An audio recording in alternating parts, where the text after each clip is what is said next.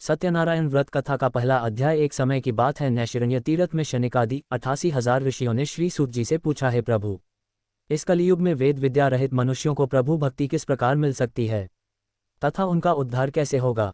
हे मुनि श्रेष्ठ, कोई ऐसा तप बताइए जिससे थोड़े समय में ही पुण्य मिले और मनवांछित फल भी मिल जाए। इस प्रकार की कथा सुनने की हम इच्छा रखते हैं। सर्वशास्त्रों के ज्ञाता सूत जी बोले, हे वैष्णवों में पूज्य, आप सभी ने प्राणियों के हित की बात पूछी है, इसलिए मैं एक ऐसे श्रेष्ठ व्रत को आप लोगों को बताऊंगा जिसे नारद जी ने लक्ष्मी नारायण जी से पूछा था और लक्ष्मीपति ने मुनिश्रेष्ठ नारद जी से कहा था। आप सब इसे ध्यान से सुनिए। एक समय की बात है, योगीराज नारद जी दूसरों के हित की इच्छा लिए अनेकों लोकों में घूमते हुए मृत्युलोक में आ पहुंचे। यहाँ उन्होंने अनेक योनियों में जन्मे प्रायः सभी मनुष्यों को अपने कर्मों द्वारा अनेकों दुखों से पीड़ित देखा। उनका दुख देख नारद जी सोचने लगे कि कैसा यत्न किया जाए जिसके करने से निश्चित रूप से मानव के दुखों का अंत हो जाए। इसी विचार पर मनन करते हुए वह विष्णुलोक में गए। वहां वह देवों के ईश नारायण की स्तुति करने लगे, जिनके हाथों में शंख, चक्र, गदा और पद्म थे, गले में वरमाला पहने हुए थे। स्तुति करते हुए नारद जी बोले, हे भगवान, आप अत्यंत शक्ति से संपन्न हैं, मन तथा वाणी भी आपको नहीं पा सकती हैं। आपका आदि, मध्य तथा अंत नहीं है।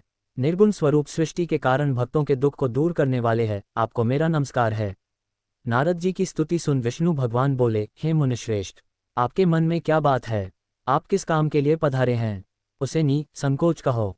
इस पर नारद मुनि बोले कि मृत्युलोक में अनेक योनियों में जन्मे मनुष्य अपने कर्मों के द्वारा अनेकों दुख से दुखी हो रहे हैं। हे नाथ, आप मुझ पर दया रखते हैं तो बताइए कि वो मनुष्य थोड़े प्रयास से ही अपने दुखों से कैसे छुटकारा पा सकते हैं।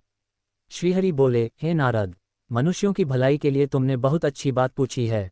जिसके करने से मनुष्य मोह से छूट जाता है, वह बात मैं कहता हूँ, उसे सुनो। स्वर्गलोक व मृत्युलोक दोनों में एक दुर्लभ उत्तम व्रत है जो पुण्य देने वाला है। आज प्रेमवश होकर मैं उसे तुमसे कहता हूँ। श्री सत्यनारायण भगवान का ये व्रत अच्छी तरह विधानपूर्वक करके मनुष्य तुरंत ही यहाँ सुख भोग कर मरने पर मोक्ष पाता है। श्रीहरि के वचन सुन नारद जी बोले कि उस व्रत का फल क्या है और उसका विधान क्या है? यह व्रत किसने किया था? इस व्रत को किस दिन करना चाहिए? सभी कुछ विस्तार से बताएं। नारद की बात सुनकर श्रीहरि बोले, दुख व शोक को दूर करने वाला ये सभी स्थानों पर विजय दिलाने वाला है। मानव को भक्ति व श्रद्धा के साथ शाम को श्री सत्यनारायण की पूजा धर्मपरायण होकर ब्राह्मणों व बंधुओं के साथ करनी चाहिए। भक्ति भाव से ही नैवेद्य, केले का फल, घी, दूध और गेहूं का आटा सवाया लें। गेहूं के स्थान पर साठी का आटा, शक्कर तथा गुड़ लेकर वह सभी भक्षण योग्य पदार्थों को मिलाकर भगवान का भोग लगाएं। ब्राह्मणों सहित बंधु बांधवों को भी भोजन कराएं, उसके बाद स्वयं भोजन करें। भजन कीर्तन के साथ भगवान की भक्ति में लीन हो जाएं। इस तरह से सत्यनारायण भगवान का ये व्रत करने पर मनुष्य की सारी इच्छाएं निश्चित रूप से पूरी होती हैं। इस कलिकाल अर्थात कलियुग में मृत्युलोक में मोक्ष का यही एक सरल उपाय बताया गया है। सत्यनारायण भगवान की व्रत कथा का दूसरा अध्याय। सूत जी बोले, हे ऋषियों, जिसने पहले समय में इस व्रत को किया था उसका इतिहास कहता हूँ, ध्यान से सुनो। सुंदर काशीपुरी नगरी में एक अत्यंत निर्धन ब्राह्मण रहता था। भूख प्यास से परेशान वह धरती पर घूमता रहता था। ब्राह्मणों से प्रेम करने वाले भगवान ने एक दिन ब्राह्मण का वेश धारण कर उसके पास जाकर पूछा, हे विप्र, नित्य दुखी होकर तुम पृथ्वी पर क्यों घूमते हो? दीन ब्राह्मण बोला, मैं निर्धन ब्राह्मण हूँ, भिक्षा के लिए धरती पर घूमता हूँ। हे भगवान, यदि आप इसका कोई उपाय जानते हो तो बताइए। वृद्ध ब्राह्मण कहता है कि सत्यनारायण भगवान मनोवांछित फल देने वाले हैं, इसलिए तुम उनका पूजन करो। इसे करने से मनुष्य सभी दुखों से मुक्त हो जाता है। वृद्ध ब्राह्मण बनकर आए सत्यनारायण भगवान उस निर्धन ब्राह्मण को व्रत का सारा विधान बताकर अंतर्धान हो गए। ब्राह्मण मन ही मन सोचने लगा कि जिस व्रत को वृद्ध ब्राह्मण करने को कह गया है मैं उसे जरूर करूंगा। ये निश्चय करने के बाद उसे रात में नींद नहीं आई। वह सवेरे उठकर सत्यनारायण भगवान के व्रत का निश्चय कर भिक्षा के लिए चला गया। उस दिन निर्धन ब्राह्मण को भिक्षा में बहुत धन मिला, जिससे उसने बंधु बांधवों के साथ मिलकर श्री सत्यनारायण भगवान का व्रत संपन्न किया। भगवान सत्यनारायण का व्रत संपन्न करने के बाद वह निर्धन ब्राह्मण सभी दुखों से छूट गया और अनेक प्रकार की संपत्तियों से युक्त हो गया। उसी समय से यह ब्राह्मण हर माह इस व्रत को करने लगा। इस तरह से सत्यनारायण भगवान के व्रत को जो मनुष्य करेगा वह सभी प्रकार के पापों से छूटकर मोक्ष को प्राप्त होगा। जो मनुष्य इस व्रत को करेगा वह भी सभी दुखों से मुक्त हो जाएगा। सूत जी बोले कि इस तरह से नारद जी से नारायण जी का कहा हुआ श्री सत्यनारायण व्रत को मैंने तुमसे कहा। हे विप्रो, मैं अब और क्या कहूँ? ऋषि बोले, हे मुनिव, संसार में उस विप्र से सुनकर और किस किस ने इस व्रत को किया, हम सब इस बात को सुनना चाहते हैं। इसके लिए हमारे मन में श्रद्धा का भाव है। सूत जी बोले, हे मुनियों, जिसने इस व्रत को किया है वे सब सुनो। एक समय वही विप्र धन व ऐश्वर्य के अनुसार अपने बंधु बांधवों के साथ इस व्रत को करने को तैयार हुआ। उसी समय एक लकड़ी बेचने वाला बूढ़ा आदमी आया और लकड़ियां बाहर रखकर अंदर ब्राह्मण के घर में गया। प्यास से दुखी वह लकड़हारा उनको व्रत करते देख विप्र को नमस्कार कर पूछने लगा कि आप ये क्या कर रहे हैं। तो उन्होंने बताया कि व्रत कर रहा हूँ तथा इसे करने से क्या फल मिलेगा, कृपया मुझे भी बताएं। ब्राह्मण ने कहा कि सब मनोकामनाओं को पूरा करने वाला ये सत्यनारायण भगवान का व्रत है। इनकी कृपा से ही मेरे घर में धन धान्य आदि की वृद्धि हुई है। विप्र से सत्यनारायण व्रत या के बारे में जानकर लकड़हारा बहुत प्रसन्न हुआ। चरणामृत लेकर वह प्रसाद खाने के बाद वह अपने घर गया। लकड़हारे ने अपने मन में संकल्प किया कि आज लकड़ी बेचने से जो धन मिलेगा उसी से श्री सत्यनारायण भगवान का उत्तम व्रत करूंगा। मन में इस विचार को ले बूढ़ा आदमी सिर पर लकड़ियां रख उस नगर में बेचने गया जहां धनी लोग ज्यादा रहते थे। उस नगर में उसे अपनी लकड़ियों का दाम पहले से 4 गुना अधिक मिलता है। बूढ़ा प्रसन्नता के साथ दाम लेकर केले, शक्कर, घी, दूध, दही और गेहूं का आटा ले और सत्यनारायण भगवान के व्रत की अन्य सामग्रियां लेकर अपने घर गया। वहां उसने अपने बंधु बांधवों को बुलाकर विधि विधान से सत्यनारायण भगवान का पूजन और व्रत किया। इस व्रत के प्रभाव से वह बूढ़ा लकड़हारा धन पुत्र आदि से युक्त होकर संसार के समस्त सुख भोग अंतकाल में बैकुंठ धाम चला गया। सत्यनारायण भगवान की व्रत कथा का 3रा अध्याय। सूत जी बोले, हे श्रेष्ठ मुनियों, अब आगे की कथा कहता हूँ। पहले समय में उल्कामुख नाम का एक बुद्धिमान राजा था। वह सत्यवक्ता और जितेंद्रिय था। प्रतिदिन देव स्थानों पर जाता और निर्धनों को धन देकर उनके कष्ट दूर करता था। उसकी पत्नी कमल के समान मुख वाली तथा सती साध्वी थी। भद्रशिला नदी के तट पर उन दोनों ने श्री सत्यनारायण भगवान का व्रत किया। उसी समय साधु नाम का एक वैश्य आया। उसके पास व्यापार करने के लिए बहुत सा धन भी था।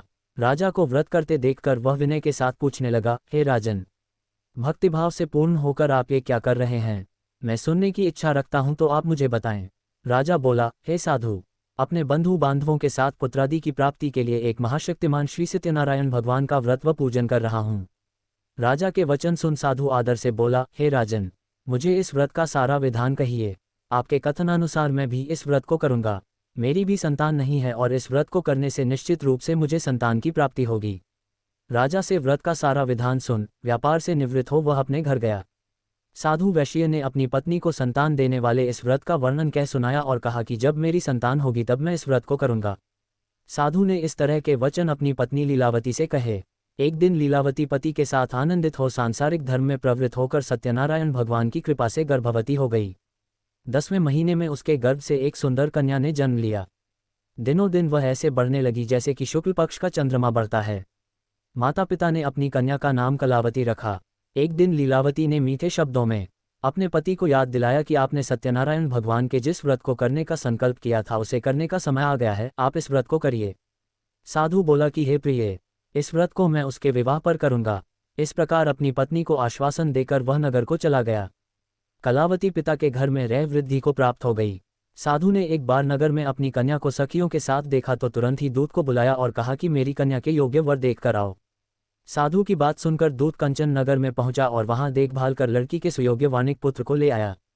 सुयोग्य लड़के को देख साधु ने बंधु बांधवों को बुलाकर अपनी पुत्री का विवाह कर दिया। लेकिन दुर्भाग्य की बात यह कि साधु ने अभी भी श्री सत्यनारायण भगवान का व्रत नहीं किया। इस पर श्री भगवान क्रोधित हो गए और श्राप दिया कि साधु को अत्यधिक दुख मिले।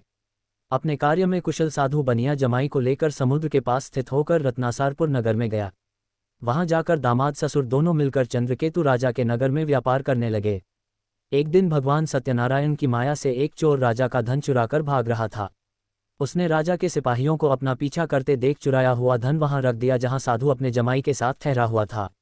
राजा के सिपाहियों ने साधु वैश्य के पास राजा का धन पड़ा देखा तो वह ससुर जमाई दोनों को बांधकर प्रसन्नता से राजा के पास ले गए और कहा कि उन दोनों चोरों हम पकड़ लाए हैं, आप आगे की कार्यवाही की आज्ञा दें। राजा की आज्ञा से उन दोनों को कठिन कारावास में डाल दिया गया और उनका सारा धन भी उनसे छीन लिया गया। श्री सत्यनारायण भगवान से श्राप से साधु की पत्नी भी बहुत दुखी हुई। घर में जो धन रखा था उसे चोर चुरा ले गए। शारीरिक तथा मानसिक पीड़ा व भूख प्यास से अति दुखी हो अन्न की चिंता में कलावती के ब्राह्मण के घर गई। वहां उसने श्री सत्यनारायण भगवान का व्रत होते देखा, फिर कथा भी सुनी। वह प्रसाद ग्रहण कर वह रात को घर वापस आए। माता के कलावती से पूछा कि हे पुत्री, अब तक तुम कहाँ थी? तेरे मन में क्या है? कलावती ने अपनी माता से कहा, हे माता, मैंने एक ब्राह्मण के घर में श्री सत्यनारायण भगवान का व्रत देखा है। कन्या के वचन सुन लीलावती भगवान के पूजन की तैयारी करने लगी।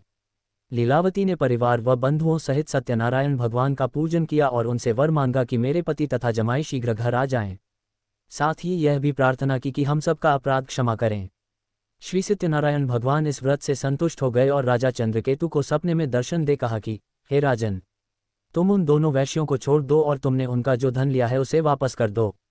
अगर ऐसा नहीं किया तो मैं तुम्हारा धन, राज्य व संतान सभी को नष्ट कर दूंगा। राजा को ये सब कहकर वह अंतर्धान हो गए। प्रातःकाल सभा में राजा ने अपना सपना सुनाया, फिर बोले कि बनिक पुत्रों को कैद से मुक्त कर सभा में लाओ। दोनों ने आते ही राजा को प्रणाम किया। राजा मीठी वाणी में बोला, हे महानुभावों, भाग्यवश कठिन दुख तुम्हें प्राप्त हुआ है, लेकिन अब तुम्हें कोई भय नहीं है। कह राजा ने उन दोनों को नए वस्त्राभूषण भी पहनाए और जितना धन उनका लिया था उससे दुगुना धन वापस कर दिया। दोनों वैश्य अपने घर को चल दिए। सत्यनारायण भगवान की व्रत कथा का चौथा अध्याय। सूत जी बोले, वैश्य ने मंगलाचार कर अपनी यात्रा आरंभ की और अपने नगर की ओर चल दिए।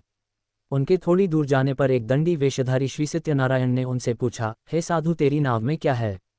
अभिमानी वणिक हंसता हुआ बोला, हे दंडी, आप क्यों पूछते हो? क्या धन लेने की इच्छा है?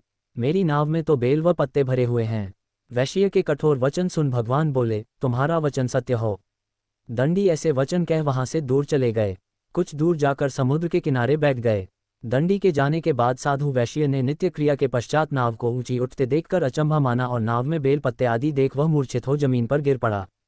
मूर्छा खुलने पर वह अत्यंत शोक में डूब गया। तब उसका दामाद बोला कि आप शोक ना मनाएं, ये दंडी का शाप है, इसलिए हमें उनकी शरण में जाना चाहिए, तभी हमारी मनोकामना पूरी होगी। दामाद की बात सुनकर वह दंडी के पास पहुंचा और अत्यंत भक्तिभाव नमस्कार करके बोला, मैंने आपसे जो जो असत्य वचन कहे थे उनके लिए मुझे क्षमा दें। ऐसा कहकर महान शोकातुर हो रोने लगा। तब दंडी भगवान बोले, हे वणिक पुत्र, मेरी आज्ञा से बार बार तुम्हें दुख प्राप्त हुआ है, तू मेरी पूजा से विमुख हुआ। साधु बोला, हे भगवान, आपकी माया से ब्रह्मा आदि देवता भी आपके रूप को नहीं जानते, तब मैं अज्ञानी कैसे जान सकता हूँ? आप प्रसन्न होइए, अब मैं सामर्थ्य के अनुसार आपकी पूजा करूँगा। मेरी रक्षा करो और पहले के समान नौक में धन भर दो। साधु वैश्य के भक्तिपूर्वक वचन सुनकर भगवान प्रसन्न हो गए और उसकी इच्छानुसार वरदान देकर अंतर्धान हो गए। ससुर जमाई जब नाव पर आए तो नाव धन से भरी हुई थी। फिर वहीं अपने अन्य साथियों के साथ सत्यनारायण भगवान का पूजन कर अपने नगर को चल दिए।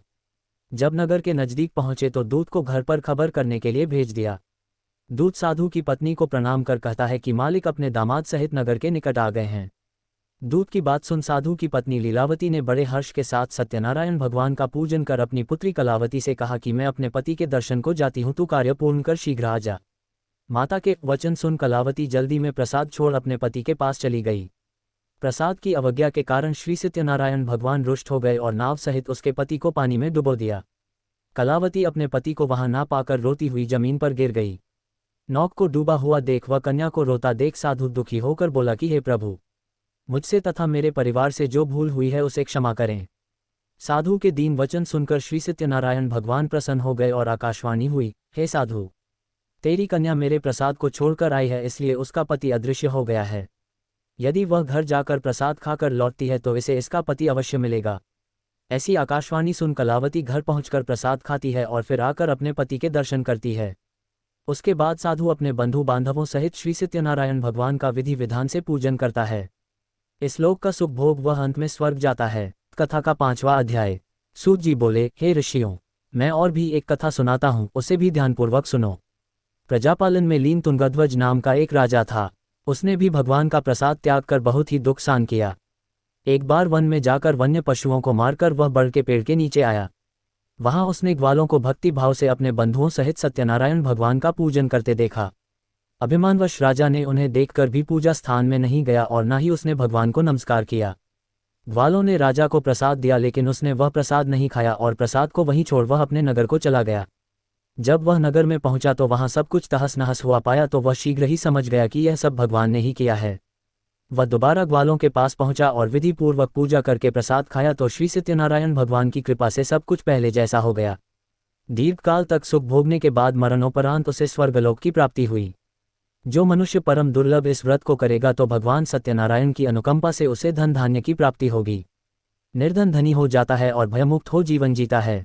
संतानहीन मनुष्य को संतान सुख मिलता है और सारे मनोरथ पूर्ण होने पर मानव अंतकाल में बैकुंठ धाम को जाता है। सूत जी बोले, जिन्होंने पहले इस व्रत को किया है अब उनके दूसरे जन्म की कथा कहता हूँ। वृद्ध शतानंद ब्राह्मण ने सुदामा का जन्म लेकर मोक्ष की प्राप्ति की। लकड़हारे ने अगले जन्म में निषाद बनकर मोक्ष प्राप्त किया। उल्कामुख नाम का राजा दशरथ होकर बैकुंठ को गए। साधु नाम के वैश्य ने मोरध्वज बनकर अपने पुत्र को आरे से चीरकर मोक्ष पाया। महाराज तुंगध्वज ने स्वयंभू होकर भगवान में भक्तियुक्त होकर मोक्ष पाया।